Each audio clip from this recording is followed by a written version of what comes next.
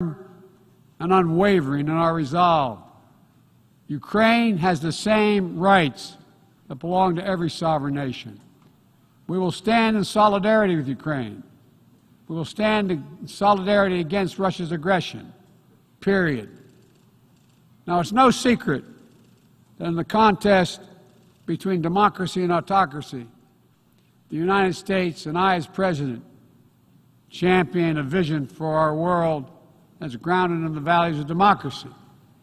The United States is determined to defend and strengthen democracy at home and around the world because I believe democracy remains humanity's greatest instrument to address the challenges of our time. We're working with the G7 and like-minded countries to prove democracies can deliver for their citizens, but also deliver for the rest of the world as well. But as we meet today, the UN Charter's very basis of a stable and just rule-based order is under attack by those who wish to tear it down or distort it for their own political advantage. And the United Nations Charter was not only signed by democracies of the world, it was negotiated among citizens, dozens of nations with vastly different histories and ideologies, united in their commitment to work for peace. As President Truman said in 1945, the UN Charter, and I quote, is proof that nations like men can state their differences, can face them, and then can find common ground on which to stand, end of quote. That common ground was so straightforward, so basic, that today 193 of you, 193 member states have willingly embraced its principles. And standing up for those principles for the UN Charter is the job of every responsible member state. I reject the use of violence and war to conquer nations or expand borders through bloodshed, to stand against global politics of fear and coercion, to defend the sovereign rights of smaller nations as equal to those of larger ones, to embrace basic principles like freedom of navigation, respect for international law, and arms control. No matter what else we may disagree on, that is the common ground upon which we must stand. If you're still committed to a strong foundation for the good of every nation around the world, then the United States wants to work with you. I also believe the time has come for this institution to become more inclusive so that it can better respond to the needs of today's world. Members of the UN Security Council, including the United States, should consistently uphold and defend the UN Charter and refrain from the use of the veto, except in rare, extraordinary situations, to ensure that the Council remains credible and effective. That is also why the United States supports increasing the number of both permanent and non-permanent representatives of the Council. This includes permanent seats for those nations we have long supported and permanent seats for countries in Africa, Latin America, and the Caribbean. The United States is committed to this vital work. In every region, we've pursued new, constructive ways to work with partners to advance shared interests, from elevating the Quad in the Indo-Pacific to signing the Los Angeles Declaration of Migration and Protection at the Summit of the Americas, to joining a historic meeting of 9 Arab leaders to work toward a more peaceful, integrated Middle East, to hosting the U.S.-Africa Leaders Summit in this December. As I said last year, the United States is opening an era of relentless diplomacy to address the challenges that matter most to people's lives, all people's lives. Tackling climate crisis, as the previous speaker spoke to, strengthening global health security, feeding the world. We made that priority, and 1 year later we're keeping that promise. From the day I came to office, we've led with bold climate agenda. We've rejoined the Paris Agreement, convened the major climate summits, helped deliver critical agreements on the COP26. We helped get 2/3 of the world's GDP on track to limit warming to 1.5 degrees Celsius. And now, I've signed a historic piece of legislation here in the United States that includes the biggest, most important climate commitment we have ever made in the history of our country, $369 billion toward climate change. That includes tens of billions in new investments in offshore wind and solar, doubling down on zero-emission vehicles, increasing energy efficiency, supporting clean manufacturing. Our Department of Energy estimates that this new law will reduce U.S. emissions by 1 gigaton a year by 2030, while unleashing a new era of clean energy-powered economic growth. Our investments will also help reduce the cost of developing clean energy technologies worldwide, not just in the United States. This is a global game changer, and none too soon. We don't have much time. We all know we're already living in a climate crisis. No one seems to doubt it after this past year. We meet. Much of Pakistan is still underwater, needs help. Meanwhile, the Horn of Africa faces unprecedented drought. Families are facing impossible choices, choosing which child to feed and wondering whether they'll survive. This is the human cost of climate change, and it's growing, not lessening. So, as I announced last year, to meet our global responsibility, my administration is working with our Congress to deliver more than $11 billion a year to international climate finance, to help lower-income countries implement their climate goals and ensure a just energy transition. The key part of that will be our PEPFAR plan, which will help 500 million people in especially vulnerable countries adapt to the impacts of climate change and build resilience. This need is enormous. So let this be the moment we find within ourselves the will to turn back the tide of climate devastation, and unlock a resilient, sustainable, clean energy economy to preserve our planet. On global health, we've delivered more than 620 million doses of COVID-19 vaccine to 116 countries around the world, with more available to help meet countries' needs. All free of charge, no strings attached, and we're working closely with the G20 and other countries in the United States help lead the change to establish a groundbreaking new fund for pandemic prevention, preparedness, and response at the World Bank. At the same time, we've continued to advance the ball on enduring global health challenges. Later today, I'll host the 7th Replenishment Conference for the Global Fund to fight AIDS, tuberculosis, and malaria. With bipartisan support in our Congress, I have pledged to contribute up to $6 billion to that effort. So I look forward to welcoming a historic round of pledges at the conference, resulting in one of the largest global health fundraisers ever held in all history. We're also taking down the food crisis head-on, with as many as 193 million people around the world experience acute food insecurity, a jump of 40 million in a year. Today I'm announcing another $2.9 billion in U.S. support for life-saving humanitarian and food security assistance for this year alone. Russia, in the meantime, is pumping out lies, trying to pin the blame for the crisis, the food crisis, on the sanctions imposed by many in the world for the aggression against Ukraine. So let me be perfectly clear about something. Our sanctions explicitly allow Russia the ability to export food and fertilizer. No limitation. It's Russia's war that is worsening food insecurity, and only Russia can end it. I'm grateful for the work here at the UN, including your leadership, Mr. Secretary General, establishing a mechanism to export grain from Black Sea ports in Ukraine that Russia had blocked for months.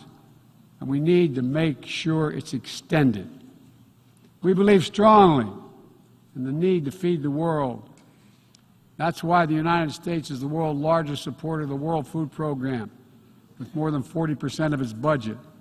We're leading support of the UNICEF efforts to feed children around the world. To take on a larger challenge of food insecurity, the United States introduced a call to action, a roadmap eliminating global food insecurity, that more than 100 nation member states have already supported.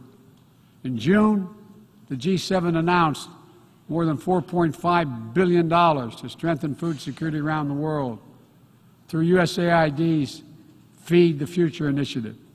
The United States is scaling up innovative ways to get drought and heat-resistant seeds into the hands of farmers who need them, while distributing fertilizer and improving fertilizer efficiency so that farmers can grow more while using less. And we're calling on all countries to refrain from banning food exports or hoarding grain while so many people are suffering. Because in every country in the world, no matter what else divides us, if parents cannot feed their children, nothing else matters. If parents cannot feed their children. As we look to the future, we're working with our partners to update and create rules of the road for new challenges we face in the 21st century. We launched the Trade and Technology Council with the European Union to ensure that key technologies are developed and governed in the way that benefits everyone. With our partner countries and through the UN, we're supporting and strengthening the norms of responsibility, responsible state behavior in cyberspace, and working to hold accountable those who use cyber attacks to threaten international peace and security. With partners in the Americas, Africa, Europe, and the Middle East, and the Indo-Pacific, we're working to build a new economic ecosystem where every nation gets a fair shot, and economic growth is resilient, sustainable, and shared. That's why the United States has championed a global minimum tax, and we will work to see it implemented so major corporations pay their fair share everywhere. It's also been the idea behind the Indo-Pacific Economic Framework, which the United States launched this year with 13 other Indo-Pacific economies. We're working with our partners in ASEAN and the Pacific Islands to support a vision for a critical Indo-Pacific region that is free and open, connected and prosperous, secure and resilient. Together with partners around the world, we're working to secure resilient supply chains that protect everyone from coercion or domination, and ensure that no country can use energy as a weapon. And as Russia's war riles the global economy, we're also calling on major global creditors, including the non-Paris Club countries, to transparently negotiate debt forgiveness for lower-income countries, to forestall broader economic and political crisis around the world. Instead of infrastructure projects that generate huge and large debt without delivering on the promised advantages, let's meet the enormous infrastructure needs around the world with transparent investments, high-standard projects that protect the rights of workers and the environment, key to the needs of the communities they serve, not to the contributor. That's why the United States, together with fellow G7 partners, launched a Partnership for Global Infrastructure and Investment. We intend to collectively mobilize $600 billion in investment through this partnership by 2027. Dozens of projects are already underway. Industrial-scale vaccine manufacturing in Senegal, transformative solar projects in Angola, first-of-its-kind small modular nuclear power plant in Romania. These are investments that are going to deliver returns not just for those countries, but for everyone. The United States will work with every nation, including our competitors, to solve global problems like climate change. Climate diplomacy is not a favor to the United States or any other nation, and walking away hurts the entire world. Let me be direct about the competition between the United States and China. As we manage shifting geopolitical trends, the United States will conduct itself as a reasonable leader. We do not seek conflict. We do not seek a Cold War. We do not ask any nation to choose between the United States or any other partner. But the United States will be unabashed in promoting our vision of a free, open, secure, and prosperous world and what we have to offer communities and nations. Investments that are designed not to foster dependency, but to alleviate burdens and help nations become self-sufficient. Partnerships not to create political obligation, but because we know our own success. Each of our successes increased when other nations succeed as well. When individuals have the chance to live in dignity and develop their talents, everyone benefits. Critical to that is living up to the highest goals of this institution, increasing peace and security for everyone, everywhere. The United States will not waver in our unrelenting determination to counter and thwart the continuing terrorist threats to our world. And we will lead with our diplomacy to strive for peaceful resolution of conflicts. We seek to uphold peace and stability across the Taiwan Straits. We remain committed to our One China policy, which has helped prevent conflict for 4 decades. And we continue to oppose unilateral changes in the status quo by either side. We support an African Union-led peace process to end the fighting in Ethiopia, restore security for all its people. In Venezuela, where years of political oppression have driven more than 6 million people from that country, we urge the Venezuelan-led dialogue and return to free and fair elections. We continue to stand with our neighbor in Haiti as it faces political, fueled gang violence and an enormous human crisis. And we call on the world to do the same. We have more to do.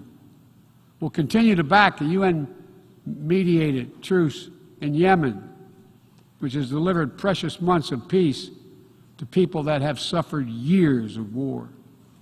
And we will continue to advocate for lasting negotiating peace between the Jewish and Democratic State of Israel and the Palestinian people.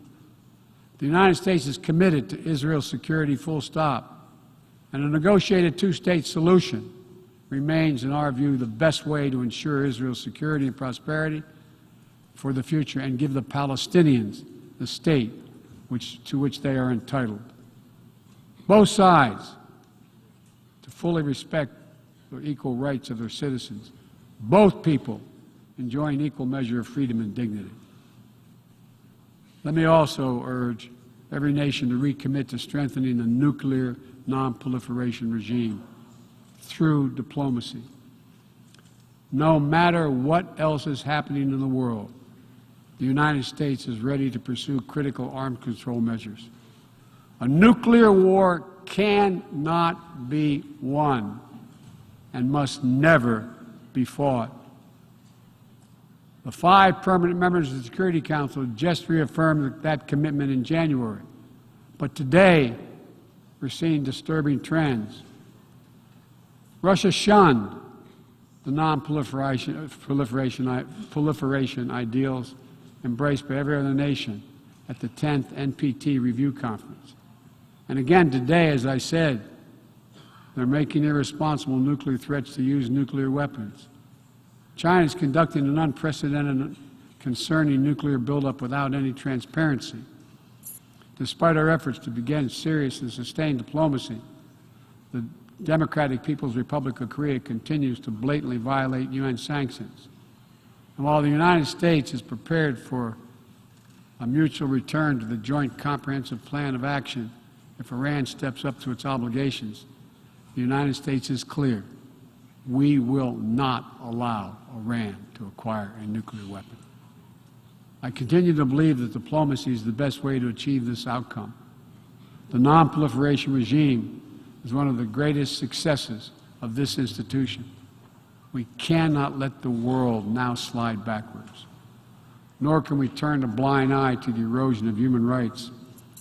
Perhaps singular among this body's achievements stands the Universal Declaration of Human Rights. which is the standard by which our forebears challenged us to measure ourselves. They made clear in 1948, human rights are the basis for all that we seek to achieve. And yet today, in 2022, fundamental freedoms are at risk in every part of our world, from the violations in Xinjiang, detailed recent reports by the Office of U.S. reports detailing by the U.S. High Commissioner, to the horrible abuses against pro-democracy activists and ethnic minorities by the military regime in Burma, to the increased repression of women and girls by the Taliban in Afghanistan. And today, we stand with the brave citizens and the brave women of Iran who right now are demonstrating to secure their basic rights. But here's what I know.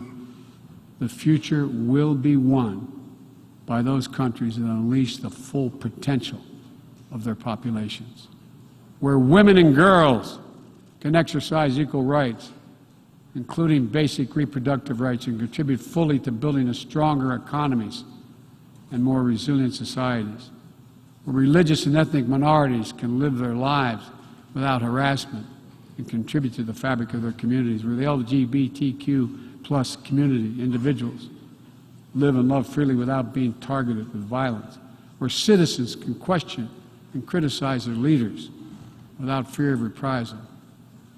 The United States will always promote human rights and the values enshrined in the UN Charter in our own country and around the world. Let me end with this. This institution, guided by the UN Charter and the Universal Declaration of Human Rights, is at its core an act of dauntless hope. Let me say that again. It's an act of dauntless hope. Think about the vision of those first delegates who undertook a seemingly impossible task while the world was still smoldering. Think about how divided the people of the world must have felt with the fresh grief of millions dead, the genocidal horrors of the Holocaust exposed. They had every right to believe the worst of humanity. Instead, they reached for what was best in all of us, and they strove to build something better. Enduring peace, comity among nations, equal rights for every member of the human family, cooperation for the advancement of all humankind. My fellow leaders, the challenges we face today are great indeed, but our capacity is greater. Our commitment must be greater still. So let's stand together to again declare the unmistakable resolve that nations of the world are united still, that we stand for the values of the UN Charter, that we still believe by working together we can bend the arc of history toward a freer and more just world for all our children, although none of us have fully achieved it. We're not passive witnesses to history. We are the authors of history. We can do this. We have to do it for ourselves and for our future, for humankind. Thank you for your tolerance, for listening to me. I appreciate it very much. God bless you all. On behalf of the General Assembly, I wish to thank the President of the United States of America for the statement just made, and I request the protocol to escort His Excellency. May I request representatives